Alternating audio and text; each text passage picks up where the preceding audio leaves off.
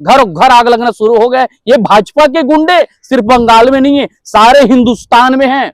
जिनकी पाठशाला नागपुर के आरएसएस से शुरुआत होती है वो नाथूराम गोडसे के वंशज है, वो सावरकर के मानने वाले लोग हैं। ये लोग हिंदुस्तानी नहीं हो सकते, ये भारत मां के सपूत नहीं हो सकते।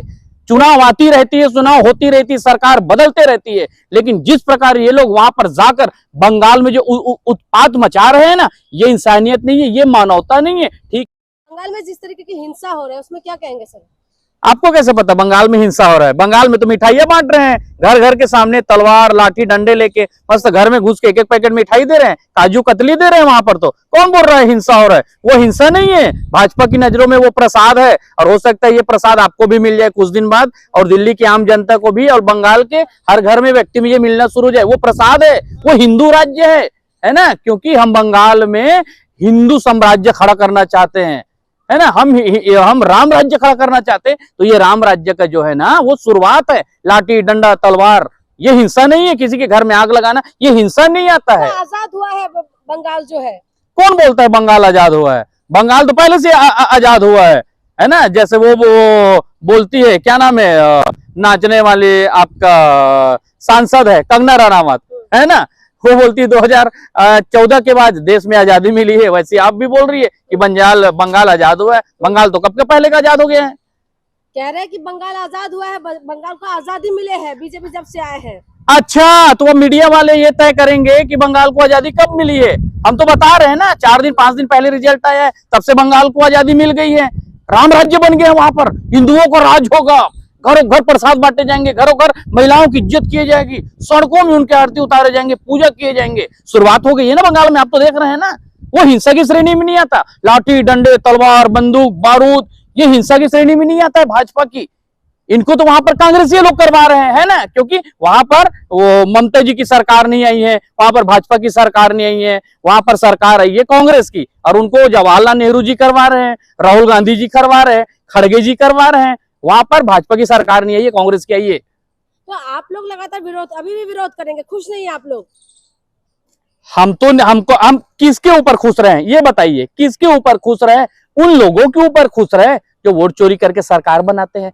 सिर्फ बंगाल की बात नहीं है, बहुत जगहों पर उन्होंने सरकार बनाया। लोगों के नाम वोटर लिस्ट से काट देते हैं, रातों रात बिहार में कई लाख लोगों के वोटर नाम लिस्ट में अचानक जोड़ दिए जाते हैं। ऐसे लोगों राम राज्य की कल्पना करेंगे? 4 दिन नहीं हुए हैं, आपको बता रहा हूं मैं, बंगाल में सरकार बने, घर घर आग लगना शुरू हो गया। ये भाजपा के गुंडे सिर्फ बंगाल में नहीं है, सारे हिंदुस्तान में हैं। जिनकी पाठशाला नागपुर के आरएसएस से शुरुआत होती है वो नाथूराम गोडसे के वंशज है, वो सावरकर के मानने वाले लोग हैं। ये लोग हिंदुस्तानी नहीं हो सकते, ये भारत मां के सपूत नहीं हो सकते। चुनाव आती रहती है, चुनाव होती रहती है, सरकार बदलते रहती है, लेकिन जिस प्रकार ये लोग वहां पर जाकर बंगाल में जो उत्पात मचा रहे हैं ना, ये इंसानियत नहीं है, ये मानवता नहीं है। ठीक है, ममता जी हार गई, वहां की जनता ने हराया उनको, वहां के लोगों ने जनमत नहीं दे पाया उनको, वो हार गई, वो अलग विषय है। वोटों को चोरी किया गया, 100 सीटों पे चोरी हुई है।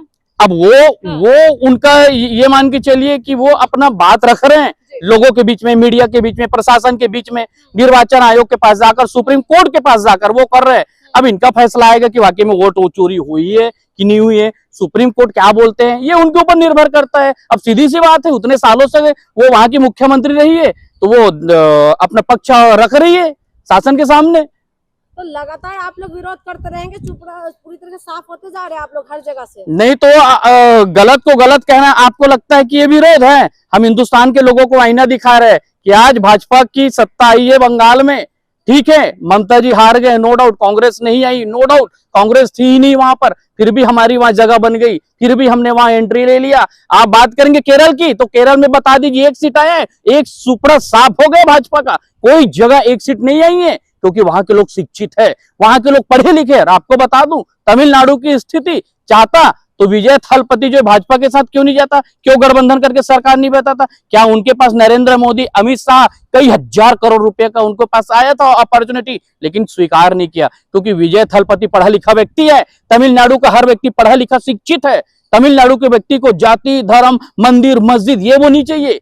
आपसे और हमसे ज्यादा तमिलनाडु में 90% लोग हिंदू हैं और सबसे ज्यादा मंदिर जो है तमिलनाडु में है। वहां के लोग भक्त है, अंधभक्त नहीं है। वहां के लोगों को शिक्षा चाहिए, अच्छी स्वास्थ्य चाहिए, अच्छा स्कूल चाहिए, अच्छा सड़क चाहिए, अच्छी अस्पताल चाहिए। वहां के युवाओं को डॉक्टर बन जाना है, इंजीनियर बनना है, कलेक्टर बनना है। वहां पर के लोगों को गोबर नहीं खाना है, मूत्र नहीं पीना है, अंधभक्त नहीं बनना है, रोज बोल ये वो ये दल वो दल, ऐसा नहीं। वहां के लोग पढ़े लिखे हैं, समझते हैं, वोट की कीमत को समझते हैं और तय करते हैं कि सरकार किसकी बननी है, किसकी नहीं बननी है।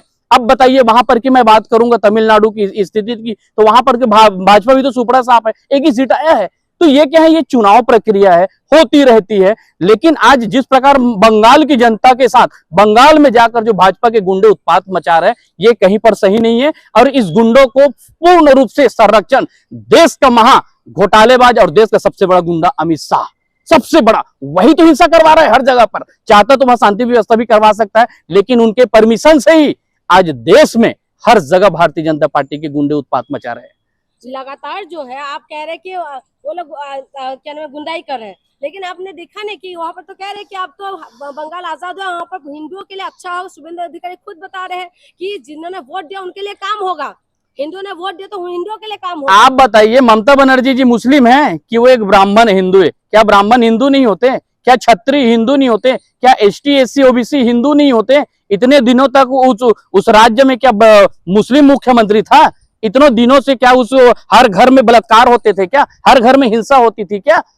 मैं कहना चाहता हूं कि ठीक है, राज्य है, छोटी मोटी घटनाएं हर प्रदेश में होती रहती है, लेकिन सत्ता आने के बाद किसी कार्यालय को तोड़ना, किसी के घर में जाके आग लगाना, तलवारें चलाना, लाठी भांजना और उनको उस राज्य के सरकार का पूर्ण समर्थन देना, देश के गृह मंत्री का पूर्ण समर्थन देना, ये कहीं ना कहीं इंसानियत मानवता को शर्मसार करता है। क्योंकि देश का गृह मंत्री का स्वभाव भी गुंडा टाइप का है, बातचीत करता है, उनको साला शब्द को उपयोग करता है। देश का प्रधानमंत्री पढ़ा लिखा रहता है, चौथी फैल आदमी, पांचवी फैल आदमी, क्या जानेगा उनको देश का विकास क्या होता है? वो तो हिंदुस्तान को बेचने का ही काम कर रहे हैं लगातार।